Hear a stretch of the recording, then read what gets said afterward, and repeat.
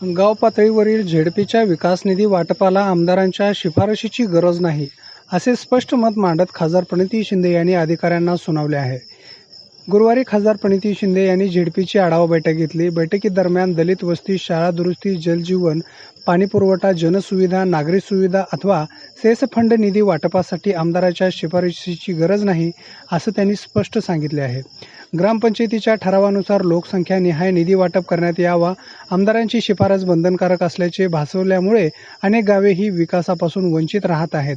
आमदारांच्या शिफारशीशिवाय गावाला निधी मिळणार नाही असा शासन निर्णय आहे का, असा सवाल प्रणिती शिंदे यांनी उपस्थित करताच अधिकाऱ्यांची भंभेरी उडाली.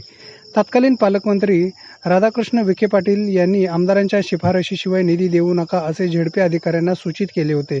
तीच रीग विद्यमान पालकमंत्री चंद्रकांत पाटील यांनी ओढली. खासदार शिंदे यांनी दिलेल्या सूचनांचे पालन होणार का, हे पाहणे देखील आता महत्त्वाचे ठरणार आहे. या आढावा बैठकीप्रसंगी माजी गृहराज्यमंत्री सिद्धाराम म्हेत्रे, माजी आमदार दिलीप माने, सुरेश हसापुरे यांच्यासह CEO Manisha Avhale, additional CEO Sandeep Kohinkar, विभाग प्रमुख आदींची उपस्थिती होती.